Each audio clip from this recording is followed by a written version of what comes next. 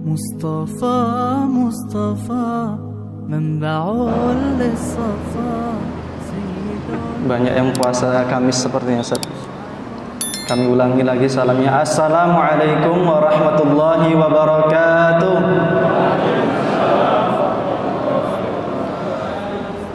Alhamdulillah, innal hamdalillah nahmaduhu wa nasta'inuhu wa nastaghfiruh wa na'udzu billahi min shururi anfusina wa min sayyiati a'malina may yahdihillahu fala mudilla lahu wa may yudlil fala hadiya lahu.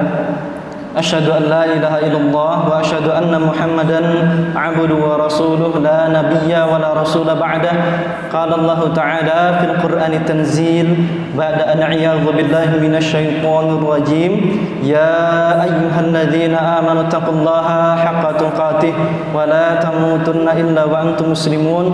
Wa qala ya ayyuhalladzina amanu taqullaha wa qulu qawlan sadida yuslih lakum a'malakum wa yaghfir lakum dhunubakum wa may yuti'illah wa rasulahu faqad faza fawzan 'azima. Wa qala Rasulullah nabiyuna sallallahu alaihi wa ala alihi wa ashabihi wasallam ittaqillaha haitsu ma kunta wa atbi'is sayyi'atal hasanata tamhuha wa khaliqin nas bi khuluqin hasanin. Amma ba'd. Ibadallah, ayah bunda, saudara, ummahat, akhwat, ikhwan yang dimuliakan Allah Subhanahu wa taala.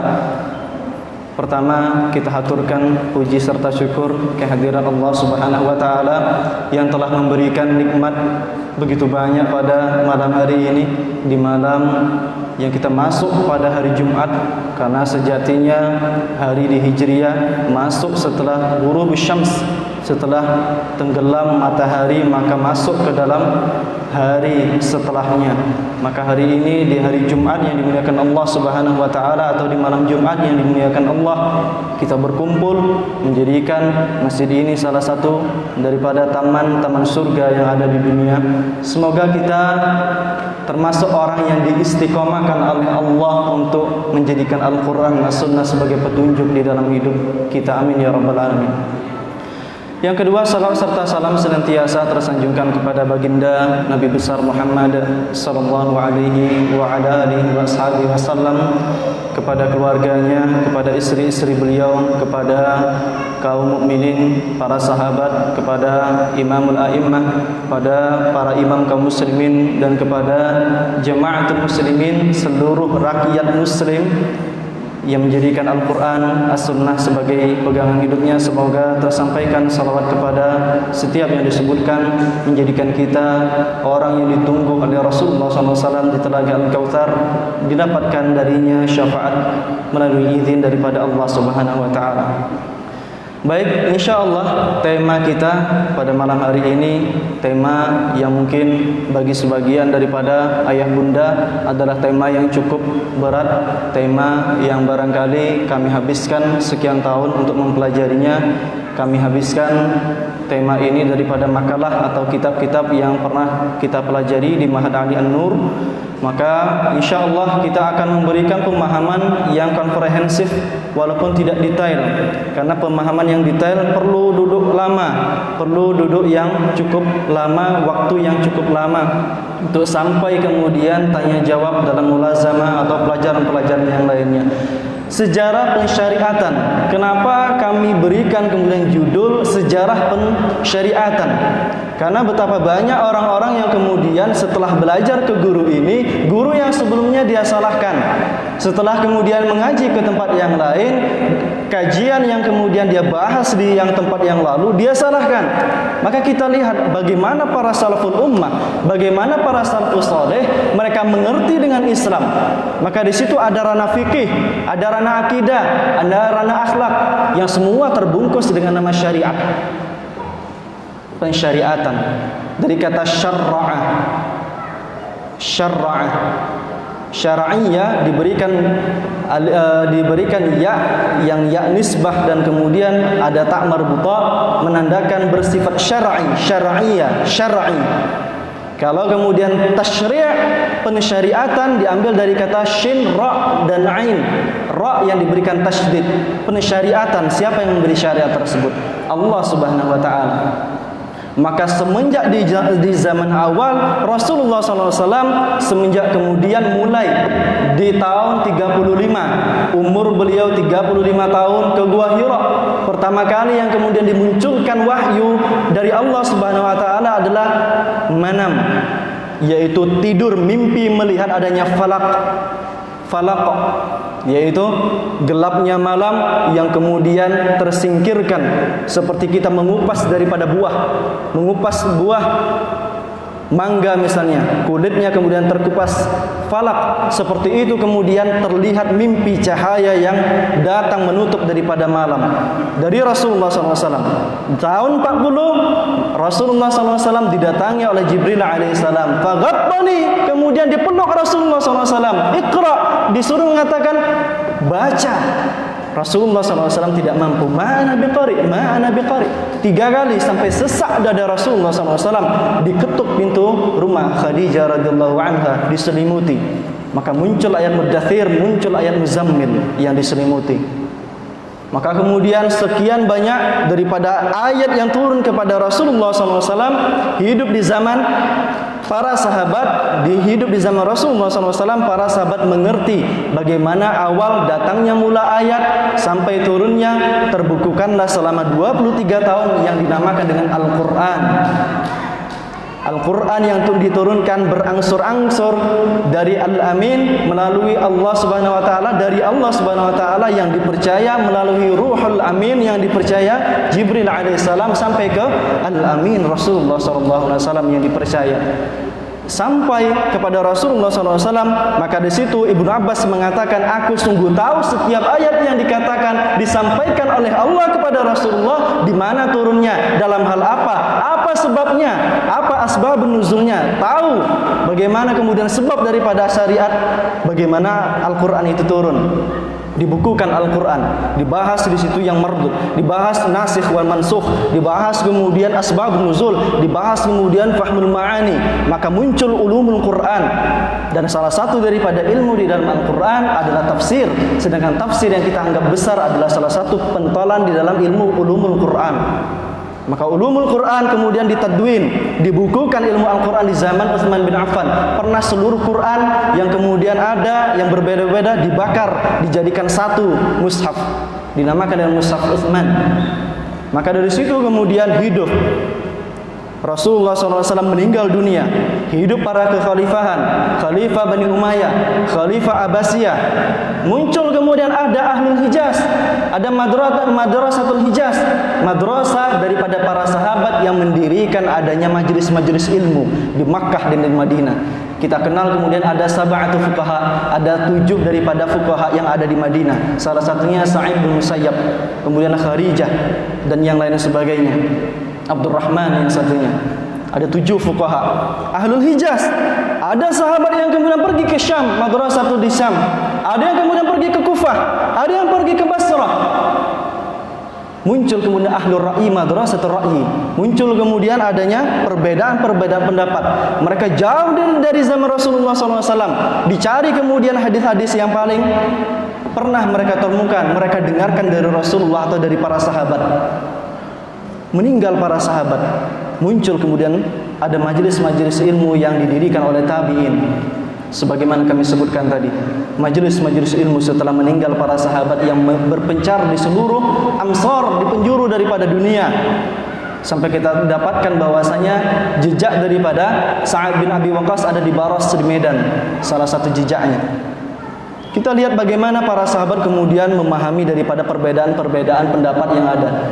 Beristihad, pernah beristihad ketika Rasulullah SAW bersabda, "Al-malaika lam tada' aslihatahum." Para malaikat setelah perang Ahzab, para malaikat belum meletakkan daripada senjata mereka. Maka kalian jangan letakkan senjata kalian. Wala yusalliyanna ahadukum hatta wasala fi bima ma'na, sampai di tempat Bani Quraizah, di tempat Yahudi saat itu. Maka kemudian jangan sholat asar, wala yusalliyannal asr ahadukum Jangan sampai sedikit pun kalian ada yang sholat asar, kecuali sampai di Bani Quraidah. Di tengah-tengah perjalanan para sahabat hidup di zaman Rasulullah SAW sudah mulai beristihad. Adanya perbedaan pendapat di situ. Para sahabat mendapati di tengah perjalanan kemudian azan. Waktu asar itu sudah muncul. Maka kemudian para sahabat mengatakan, kita diperintahkan Rasulullah untuk sampai di Bani Quraidah walaupun kita terlambat untuk sholat. Para sahabat yang lainnya, kita makna Rasulullah agar cepat sampai ke sana. Maka kita lakukan sholat di tengah perjalanan ini. Maka kemudian sebagian sholat, sebagian melanjutkan perjalanan sampai ghurubus syams, sampai tenggelam matahari, baru mereka melaksanakan sholat di Bani Quraidah. Dan itu telah tenggelam matahari. Diadukan kepada Rasulullah SAW, ya Rasulullah, tadi kami berselisih pendapat, bagaimana pendapatmu? Yang sholat di tengah jalan betul, yang sholat sampai Bani Quraidah betul. Ditakrir oleh Rasulullah SAW. Setelah meninggal para sahabat Rasulullah, kemudian setelah meninggal kemudian para tabi'in, muncul para a'immah, adanya imam-imam kaum muslimin. Muncul imam-imam kaum muslimin, mulai pembukuan daripada hadis. Hadis disampaikan dari telinga ke telinga, disampaikan dari mulut ke mulut. Maka kemudian tahun 80 Hijriah, tahun yang sangat menakjubkan, lahir Abu Hanifah rahimahullah, pendiri daripada mazhab Hanafiyah. Tahun 80 Hijriah, 13 tahun setelahnya lahir Imam Malik. Abu Hanifah bernama Nu'man bin Thabit bin Zuta al-Kufi, lahir 80 Hijriah, seorang yang lahir di Kufah. Hanya mendapati di dalam hidupnya, semasa hidupnya ada 4 sahabat yang tinggal hidup bersamanya, namun tidak pernah jumpa dengannya. Walam yalqahum ahad, tidak berjumpa. Salah satunya dengan Anas bin Malik. Anas bin Malik berumur panjang, anaknya banyak, sampai disebutkan Anas bin Malik mempunyai anak sekitar 120 orang. Kemudian salah satunya Sa'ad bin Sahal As-Sa'idi, berjumpa dengan Sahal bin Sa'ad As-Sa'idi dan para sahabatnya, namun tidak berjumpa. Dia mendengarkan hadis-hadis di Kufah, menjadi orang yang afqahun nas. Ibnu Mubarak mengatakan afqahun nas Abu Hanifah, sebaik-baik manusia dalam memahami din ini adalah Abu Hanifah. Maka kemudian dia mengatakan di dalam beberapa kitabnya, aku menggunakan ketika menjumpai permasalahan, apa yang aku ambil pertama kali Al-Quran, aku ambilkan menjadi dasar. Kalau fa'illam ajid, kalau aku tidak mendapatkan dalam Al-Quran, maka beliau mengatakan fa'arafi sunnah, aku melihat dalam hadis Rasulullah. Kalau tidak aku dapatkan di dalam hadis Rasulullah, fa'ara aqwal ara as-sahabi, dilihat daripada pendapat para sahabat. Kalau tidak mendapatkan dan sampai ke telinga Ibrahim an-Nakhai semasa hidup dengannya, alim ulama, maka fa'ajtahidu kama hum yajtahidun, maka aku beristihad sebagaimana para imam itu beristihad. Maka landasan-landasan daripada mazhab Hanafiyah sudah berbeda dalam masalah fikih, berbeda nantinya dengan mazhab Syafi'i. Ustaz, kenapa kita tidak mendengarkan daripada hadis-hadis saja? Kemudian ada dalil-dalil yang lainnya. Apakah kemudian Al-Quran ini langsung datang kepada kita atau melalui para imam tersebut?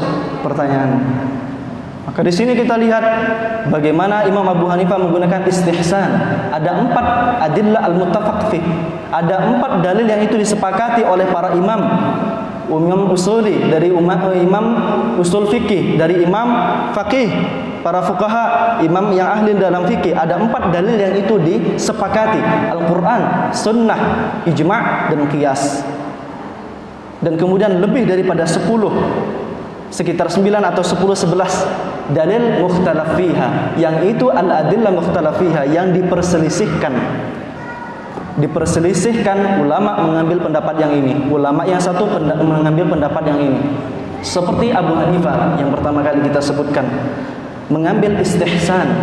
Ada satu permasalahan dijumpakan, melihat adakah satu permasalahan yang itu contohnya ada di zaman Rasulullah yang itu mirip, maka diambil pendapat yang paling kuat, istihsan. Kalau tidak kemudian ditemui qaulus sahabi, dilihat kemudian qaulus sahabi, maka sampai dikatakan bahwasanya imamul istihsan adalah Abu Hanifah. Dalam mazhab yang lainnya tidak menerima adanya istihsan. Abu Hanifah tidak menerima daripada istihsan. dan yang lain sebagainya daripada qiyas. Setelah itu baru mengambil qiyas, mengambil yang perkataan-perkataan yang lainnya. Tidak didapatkan daripada dalil-dalil yang sahih, daripada sunnah misalnya, diambil daripada dalil-dalil yang lainnya. Atau permasalahan tidak dijumpa di dalam Al-Quran oleh Abu Hanifah, di dalam As-Sunnah yang dia dengar, yang dia hafal tidak didengar. 13 tahun kemudian maka lahir seorang imam, Imam Malik. Imam Malik bin Anas bin Malik bin Abi Amir al-Ashabi, lahir daripada cucu para sahabat, bukan anaknya Anas bin Malik, namun anaknya Abi Amir al-Ashabi. Abi Amir sahabat Rasulullah SAW. 93 Hijriah, lahir di Madinah, belajar dengan para sahabat, pernah menjumpai daripada tabi'in, muridnya para sahabat, melihat keadaan bagaimana di Madinah, mendengarkan hadis Rasulullah, melihat bagaimana rakyat di Madinah itu beribadah sebagaimana beribadah di zaman Rasulullah SAW. Maka muncul satu dalil lagi yang digunakan, amalul ahlul Madinah. Amal ahlul Madinah dijadikan lebih terdahulu dibandingkan qaulus sahabi oleh Imam Malik. Amal ahlul Madinah. Kenapa? Riwayah an jama'atin min jama'atin an jama'atin aqwa min fardin ila fardin. Riwayat dari kelompok manusia yang sangat luas yang hidup di zaman Rasulullah diriwayatkan setelah itu ke para cucu mereka menjadi amal ibadah orang-orang di Madinah lebih kuat dibandingkan perkataan para sahabat yang mungkin kemudian mereka beristihad, yang kemudian salah dalam beristihad. Maka dia mengambil daripada amal ahlul Madinah. Meninggal kemudian Imam Abu Hanifah di 150 Hijriah. Meninggal Imam Malik di tahun 179 Hijriah. Lahir di 150 Hijriah, tepat di saat meninggalnya Abu Hanifah. Imam Syafi'i hidup, lahir di Gaza, di tempat sekarang yang dibombardir oleh Israel rahmatullah alaihi. Lahir di situ dan kemudian dari umur 2 tahun diajarkan Al-Quran. Sekitar 7 dan 8 tahun umurnya selesai hafalan Al-Quran. Di bawah umur yang sangat belia tersebut oleh ibunya seorang diri single parent ke Makkah Mukarramah. Sampai di Makkah belajar ilmu sangat dalam, meminta kepada gubernur, sampaikan salamku kepada Malik bin Anas, kepada Imam Malik, mintakan izin agar aku kemudian belajar kepadanya. Di saat itu Imam Syafi'i sudah menjadi mufti di umur 15 tahun. Seluruh riwayat hadis dihafal olehnya. Maka kemudian sampai ke pintu Imam Malik, diketuk pintunya, belajar bersama Imam Malik. Ihfad Muwatta, hafallah Muwatta sebelum engkau belajar denganku. Kemudian Imam Syafi'i mengatakan, hafiltu Muwatta, aku telah menghafal Muwatta. Subhanallah, Imam Malik, aku sudah menghafal Muwatta. Belajar kemudian sampai kemudian hijrah ke Baghdad, belajar kepada muridnya Abu Hanifah Muhammad bin Hasan Asy-Syaibani. Maka kemudian Imam Malik, Imam Syafi'i kemudian membuat satu mazhab, satu pendirian, pembukuan terhadap mazhabnya sendiri, mazhab Syafi'iyah, yang itu lebih menguatkan daripada masalah mursalah dan qaulus sahabi, menggabungkan daripada ara dan nas nusus, menggabungkan daripada ahlul ra'yi dan ahlul athar, menggabungkan daripada para ulama yang memegang kuat hadis dan para ulama yang kemudian memegang kuat daripada pendapat-pendapat yang itu tidak dicerminkan di dalam hadis ataupun Al-Quran. Terbentuk satu mazhab baru, Syafi'i. Lahir kemudian 164 Hijriah, 14 tahun setelah Imam Syafi'i hidup seorang Imam Ahmad bin Hanbal. Imam Ahmad bin Hanbal bin Hilal Asy-Syaibani lahir di Baghdad, seorang ulama yang luar biasa. Para ulama mengatakan a'azzul Islam, a'azzallahu al-Islam, Allah memuliakan Islam oleh 2 orang. Abu Bakar yaumur riddah, dimuliakan Islam dengan Abu Bakar di hari-hari saat itu kaum muslimin banyak yang keluar daripada Islam ketika dipaksakan untuk memberikan zakat. Wabi Imam Ahmad wa Ahmad bin Hanbal, dan dengan Ahmad bin Hanbal yaumul mihnah, di hari-hari semua orang mengatakan Al-Quran adalah makhluk, maka beliau tetap kekeh mengatakan Al-Quran adalah kalamullah. maka terjaga. Disebut beliau Imam Ahmad bin Hanbal dengan Imam Ahlus Sunnah wal Jamaah. Beliau tidak mengambil daripada qaulus sahabi. Beliau memberikan pembedaan di dalam hadis hanya sahih dan dhaif. Dhaif, sahih dan dhaif. Dhaif bukan berarti kemudian masuk ke dalam hal yang mungkar atau yang dusta. Namun dhaif dalam hal rawi. Misalnya ada didapati sifat rawi tersebut dia tidak menggunakan kupluk, tidak menggunakan peci, kemudian dilemahkan riwayatnya untuk menjaga kemudian keautentikan daripada hadis tersebut. Sekian banyak daripada hal seperti ini. Muncul para mujtahid setelahnya. Muncul ilmu fikih, muncul ilmu usul fikih, muncul ilmu usul hadis, muncul ilmu hadis. Dalam hadis ada, dalam periwayatan ada rijalul hadis, ada kemudian tentang fahmul hadis, fiqhul hadis.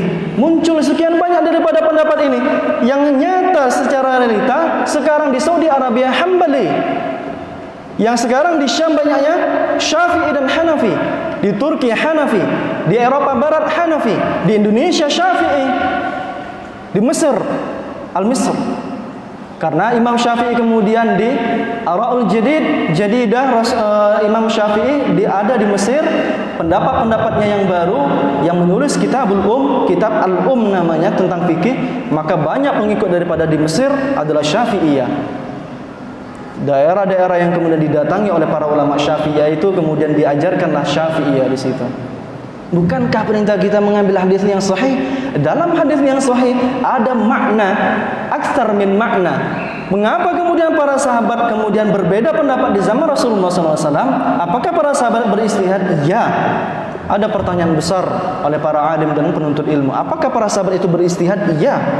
Ada sahabat yang suka para sahabat tersebut datang hadis didapatkan olehnya para ulama langsung zahir hadis diamalkan olehnya, seperti Abdullah bin Umar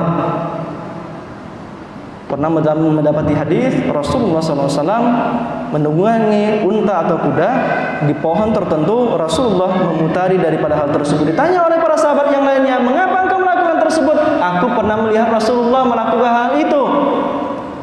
Ada yang kemudian mengambil daripada makna-makna daripada hadis tersebut, dilihat oleh para sahabat seperti Ali bin Abi Thalib, Umar bin Khattab radhiyallahu anhum. Mereka semuanya mengambil daripada apa maknanya, apa maqasidus syariah daripada hal ini. Maka terjadilah perbedaan antara fikih dan syariah. Syariah adalah semua ilmu yang turun langsung dari Allah Subhanahu wa taala, sedangkan fikih adalah ilmu tentang ibadah wal muamalah.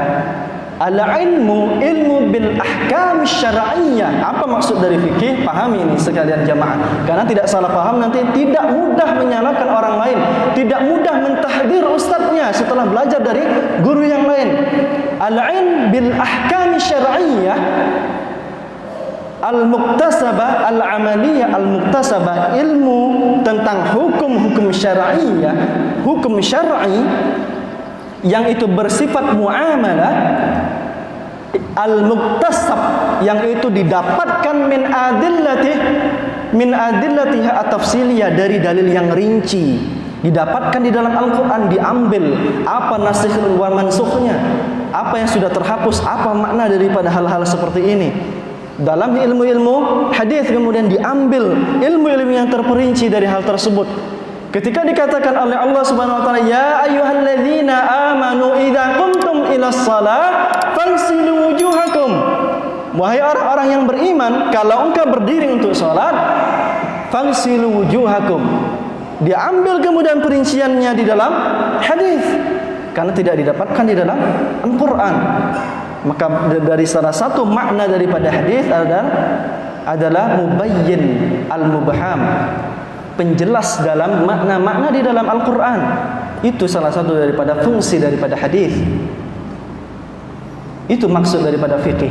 Maka fikih berbeda pendapat. Dalam hal fikih hanya terjadi ada dua manusia saja. Antara dia yang paling hebat sekelas Rasulullah SAW yang bisa sebenar-benar mengambil pendapat, atau yang kedua muqallid, yaitu dia yang tidak mampu mendatangkan syar'iyah, mendatangkan syariat kecuali para anbiya, yaitu muqallid. Siapa para muqallid? Kita semuanya. Siapa para muqallid? Kita semuanya. Hatta al-imam minal a'immah, sampai para imam mereka muqallid. Yaktafi, maka yaktafi dalam ilmu fikih, yaktafi bagi muqallid, cukup bagi seorang muqallid ta'arruf bil ilm minal a'immah, cukup dia tahu satu ilmu tersebut dari a'immah tanpa min adillati at-tafsiriyah, tanpa dalil yang terperinci dalam Al-Qur'an, dalam 1 jutaan hadis yang kemudian dia hafal. Imam Ahmad bin Hanbal mengatakan hafitu alfin haditsan, aku menghafal 1000 kali 1000 hadis. Berapa juta? 1 juta hadis. Ditulis satu musnad Imam Ahmad bin Hanbal, sekitar 40.000 hadis di dalam kitab tersebut. Ada yang 15 jilid, ada yang 20 jilid. Musnad Imam Ahmad bin Hanbal. Maka ibadallah, dalam beristihad terjadi sekian tingkatan, 4-5 tingkatan beristihad dalam memahami Al-Quran, dalam memahami fikih tentang syariat. Kita bersepakat, kita diperintahkan untuk berakhlak mulia, mempunyai akidah yang benar. Namun dalam berfikih, perhatikan dalam berfikih ada sekian tingkatan. Pertama itu mujtahid mutlak wa mustaqilan. Mujtahid yang mutlak. Siapa mujtahid mutlak? Yang kita tidak mendapatkannya pada hari ini, atau ada di hari-hari sekian ratus tahun yang lalu. Mujtahid mutlak sekelas Imam Syafi'i, Imam Ahmad, Imam Al-Auza'i, Imam Laits bin Sa'ad, Imam Hambali, Imam Ahmad bin Hanbal. Mujtahid mutlak yang mereka mampu menghafal Quran, mampu mempelajari 12 tingkatan daripada bahasa Arab, mampu memahami seluruh daripada riwayat dan rawi rijalul hadis daripada hadis sekian juta yang mereka hafal. Disebut sebagai hakim dan al-hafidh. Di zaman dahulu adalah mereka yang menghafal sekian ribu hadis. Disebut al-hakim, minimal hafal 500 alfan hadisan, menghafal 500.000 hadis baru disebut sebagai seorang hakim atau seorang al-hafidh. Sekelas Imam Nawawi misalnya. Maka kemudian tingkatan yang kedua, siapa yang mujtahid muqayyid, yaitu mujtahid yang itu masih terikat dengan satu madhab, karena tidak akan lepas daripada minimal 4 madhab. Sekarang apapun yang kita pelajari, hatta mereka yang belajar di Makkah dan di Madinah, tidak terlepas dari sekarang 4 madhab tersebut. Muncul murid daripada Imam Syafi'i, muncul murid daripada Imam Ahmad bin Hanbal, muncul murid daripada Imam Malik, muncul murid daripada Imam Abu Hanifah seperti Zufar dan Muhammad Hasan Asy-Syaibani. Mereka mampu mempreteli daripada hadis dan Al-Quran, namun masih mengikuti qawaidul imam, mengikuti imam mereka, guru mereka, asatidahum, mengikuti ustad-ustad mereka, yaitu Imam Ahmad, Imam Syafi'i, Imam Hanafi. Maka kemudian yang kedua setelah itu adalah mujtahid tarjih. Siapa yang kemudian mujtahid muqallid, mujtahid yang itu masih mengikuti daripada pendapat, tidak mampu mendatangkan qawaid, yaitu seperti As-Sarakhsi dalam Al-Mabsud, dalam kitab Al-Mabsud diterangkan beliau adalah pengikut daripada Imam Abu Hanifah. As-Sarakhsi di bawah tingkatan yang ketiga daripada yang beristihad, tidak mampu kemudian membuat daripada kaidah-kaidah yang baru yang baku. Kemudian muncul tingkatan yang keempat, mujtahid tarjih, mujtahid yang mampu membedakan tamyiz baina ara'il imam, membedakan Imam Abu Hanifah, Imam Syafi'i. Dalam kalangan Imam Syafi'i ada perbedaan pendapat dari imam ini, Asy-Syafi'i yang ini dibedakan pendapat. Siapa yang sekelas itu? Imam Nawawi dan Imam Ar-Rafi'i dalam Imam Ar-Ramli dalam mazhab Syafi'i. Terjadi perbedaan pendapat terhadap imam-imam mereka, maka disebut dengan mujtahid tarjih. Dan selanjutnya adalah mujtahid al-fatah, mujtahidul fataya, mujtahid yang itu masih muda, sahibul mutun al-mu'tabarah, mereka yang punya kitab tentang mutun ilmu seperti Sahibul Kanzi dan yang lain sebagainya. Sahibul mutun yang punya kitab di zaman terdahulu disebut mujtahidul fataya. Dan yang terakhir adalah muqallid. Sebelum awam sekali ada muqallid, mereka yang tidak mampu mempelajari daripada ayat-ayat ahkam, tidak mampu menghafal daripada hadis, tidak mampu mempelajari apapun tentang hadis, tidak mampu mempelajari bahasa Arab. Maka apa fungsi mereka? Hanya mendengarkan perkataan imam kemudian diamalkan. Namun ada yang kemudian mampu sekarang ini yang sekelas dengan mustahid tarjih, yang kami dengar seperti Syekh Wahba Az-Zuhaili mengarang kitab fikih Islami wa adillatuhu, disebut sebagai mustahid mutlak bahkan. Dan mustahid tarjih yang kami dapatkan langsung ada di Yaman, Syekh Dr. bin Umar Talib bin Umar bin Haidar Al-Kathiri. Beliau disebut oleh para ulama sebagai mustahid tarjih, membedakan sekian pendapat daripada mazhab, kemudian beliau berpendapat sendiri. Salah satunya lainnya adalah Qadi Amrani, umurnya 105 tahun di Yaman, Qadi Amrani. Kalau beliau berfatwa ditanyakan satu permasalahan, apa hukum ketika aku ini dan seperti ini, maka dijawab oleh beliau, qala Malik fi kitabil Muwatta hakadha wa qala Syafi'i fi kitabil hakadha. Imam Malik mengatakan di dalam kitabnya Muwatta seperti ini, Syafi'i mengatakan di dalam kitabnya seperti ini, Abu Hanifah di dalam kitabnya pendapatnya seperti ini, Malik dan kemudian yang lain sebagainya mengatakan seperti ini, Hambali mengatakan dalam kitabnya seperti ini. Wa ana astahidu Allahu a'lam bisawab, dan sedangkan aku beristihad, Allahu a'lam bisawab, kata beliau. Kalau sudah beristihad disebutkan astahidu Allahu a'lam bisawab, maka permasalahan ini hukumnya seperti ini, penyelesaiannya seperti ini, sampai seperti itu. Itulah kemudian yang dinamakan dengan fikih. Fikih majal yang amat luas. Jangan heran kemudian kita pergi ke daerah Maroko, pergi ke Maghrib, mendapati orang-orang yang ketika bertakbir di saat iftitah tidak bersedekap, melepaskan daripada tangan. Sah salatnya, sah. Idza qumtum ila shalah, perkataan yang menjadi rukun adalah idza qumtum ila shalah. Jikalau engkau berdiri untuk melakukan salat, berdiri adalah salah satu rukun di dalam salat. Sah melakukannya. Terjadi perbedaan-perbedaan misalnya dalam tasyahud, julus 'inda tasyahud, duduk ketika tasyahud. Misalnya kita masuk ke dalam permisalan dan percontohan. Berbeda kemudian ahlul Hijaz dan ahlul Kufah, ahlul Athar dan ahlul Hadits dan ahlul Ra'yi, berbeda pendapat.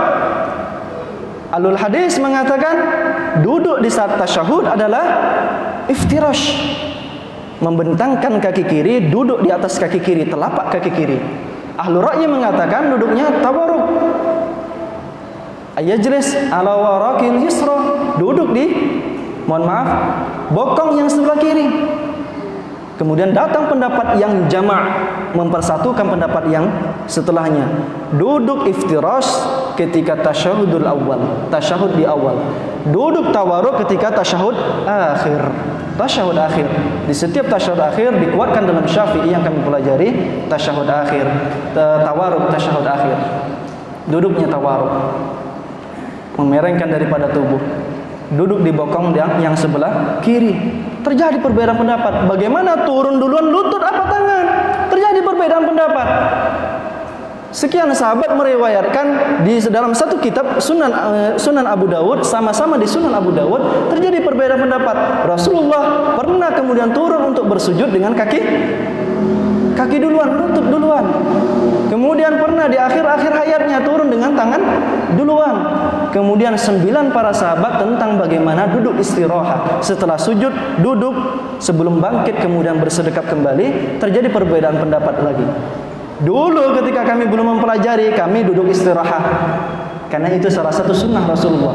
Setelah kami dapati duduk istirahatnya satu sahabat yang meriwayatkan hadis gharib, hadisnya adalah hadis yang asing. 9 sahabat yang lainnya meriwayatkan beliau setelah sujud langsung duduk berdiri untuk bersedekap. Kapan Rasulullah kemudian duduk istirahat? Inda akhirul hayati, ketika di akhir-akhir hayatnya, di saat tak mampu, tua. Yang mampu berdiri. Kami sendiri yang masih mampu berdiri langsung kami, tidak duduk istirahat. Apakah kami menyalahkan kemudian yang duduk istirahat? Tidak. Yang duduk istirahat menyalahkan yang kemudian langsung berdiri? Tidak. Ada hadisnya, ada. Lima takhtalif. Kemudian kenapa mereka berbeda? Karena fahmul ma'ani aktsar min makna. Dalam satu hadis tersebut lebih daripada satu makna. Maka tidak ada lagi ketika kita sudah tahu sejarah daripada pensyariatan, seseorang setelah mengerti daripada satu hukum, setelah mendapati dalam ustadz yang lainnya, dia salahkan ustadz yang satunya. Dia anggap semua daripada periwayatan tersebut salah. Dia anggap pendapat ustaz-ustaznya yang dulu salah. Wallahi kami pernah mendapati satu golongan di Yaman yang mereka beberapa lulusan ada sekarang di Jakarta, ada di daerah Aceh, lulusan daripada satu tempat tersebut tidak mengatakan satu ilmu kecuali mereka mentahdzir, mewanti-wanti, jangan ke ustaz situ salah pendapatnya. Jangan ke ustaz itu salah pendapatnya. Wallahi kami dapati sampai di pelajaran mawarith tentang warisan saja. Tidak kemudian mereka menyampaikan tentang pendapat tersebut kecuali tahdzir yang lainnya. Muncul ahlu tadzirin. Mereka tidak menyetujui adanya yayasan-yayasan bid'ah, kata mereka, yayasan-yayasan yang ada. Tidak diperbolehkan menggunakan mic, bid'ah. Ada yang seperti itu. Namun ada yang mutawassit. Ada yang pertengahan daripada pendapat-pendapat tersebut. Maka sering kami sampaikan ketika kami mengajarkan daripada matan Abu Syuja tentang masalah fikih, maka perhatikan kami banyak menyampaikan pendapat-pendapat para imam, tidak langsung mengatakan hadis dalam Rasulullah SAW dalam Bulughul Maram atau dalam Umdatul Ahkam.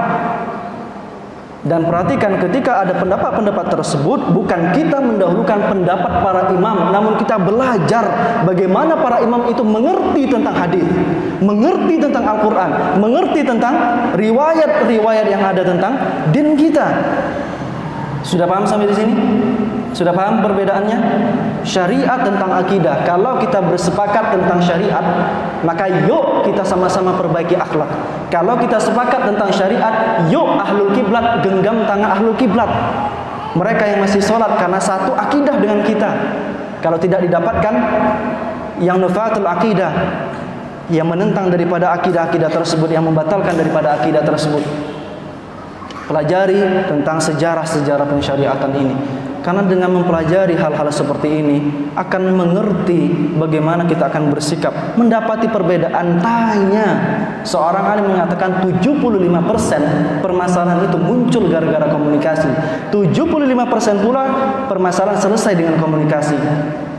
Tidak kemudian ukhuwah dipecah belah sampai kemudian orang-orang yang hampir dia melangkahkan kaki ke masjid tidak jadi. Karena apa? Karena mereka yang di masjid sudah bertengkar masalah kunut, sudah bertengkar masalah gerak tangan ketika tasyahud.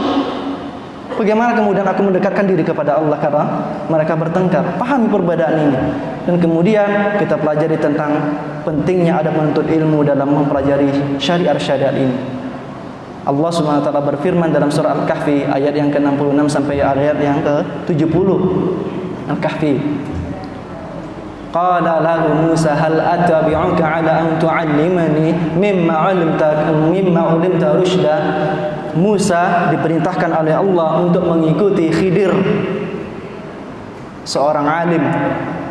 Allahu a'lam, ada yang mengatakan dia adalah seorang nabi yang diberikan hikmah-hikmah ilmu kepadanya, pengetahuan-pengetahuan yang mungkin lebih daripada Musa. Disuruh untuk mengikutinya. Lihat adab-adab Musa, mengatakan hal atabi'uka, boleh aku ikut kamu untuk kamu mempelajari, mengajarkan kepadaku ilmu yang telah engkau pelajari daripada petunjuk. Qala innaka lan tastati'a ma'iya sabra, kamu tidak mampu bersabar. Wa kaifa tasbiru 'ala ma lam tuhitu bihi khubra, dan bagaimana mungkin kamu akan bersabar tentang sesuatu yang tidak kamu ilmui. Seorang guru mengatakan seperti itu kepada Musa alaihissalam. Qala satajiduni insyaallah sabira wa la 'asiraka amra. Kemudian Musa mengatakan satajiduni, ya wahai Khidir, insyaallah kamu akan mendapati aku sebagai seorang yang sabar dan tidak bermaksiat daripada, tidak menyelisihi daripada pendapat-pendapatmu. Qala fa in ittaba'tani fala tas'alni 'an syai'in hatta uhditsa laka minhu dzikra. Baik, kalau kamu ikut aku, jangan tanya apapun kecuali aku telah menjelaskan permasalahan tersebut. Maka salah satu adab seorang alim, seorang penuntut ilmu kepada gurunya adalah minta izin kalau ingin belajar ilmu tersebut. Kemudian minta bimbingan daripada guru tersebut. Kemudian kalau sudah mendapatkan ilmu dari guru tersebut, dan kemudian kita sambung sedikit, kalau kemudian berbeda pendapat dengan guru yang sebelumnya, maka dihargai pendapat guru yang sebelumnya. Ketika berbeda daripada pendapat, tidak menanyakan sesuatu yang menyusahkan daripada guru, tidak membebani mereka daripada banyak-banyak pertanyaan yang itu dipusingkan dalam Al-Quran dan As-Sunnah. Ibadallah yang dimuliakan Allah Subhanahu wa taala, pelajari adab-adab tentang penuntut ilmu. Tidak kemudian ketika dia tahu dalam satu pendapat dari YouTube, siapa syekhnya sekarang? YouTube, Google. Iya, kalau dia ikuti dari pelajaran dari awal sampai akhir seorang syekh, seorang ustaz tersebut, ambil satu guru. Seorang penuntut ilmu mempunyai adab mengambil daripada guru. Ibadallah yang dimuliakan Allah Subhanahu wa taala, ternyata cukup panjang. Kami pikir masih ada waktu untuk tanya jawab. Maka mungkin kalau ada yang ingin bertanya setelah kajian, setelah salat Isya. Ibadallah yang dimuliakan Allah Subhanahu wa taala, ini daripada kajian kita pada malam hari ini. Maka ada kebenaran datang dari Allah dan Rasulnya, ada kesalahan datang dari kami pribadi. Semoga dimaafkan oleh Allah dan dimaafkan oleh para jamaah sekalian. Kita tutup dengan doa kifaratul majlis. Subhanakallahumma wa bihamdika asyhadu an la ilaha illa anta astaghfiruka wa atubu ilaik. Wabillahi taufiq wal hidayah. Wassalamualaikum warahmatullahi wabarakatuh.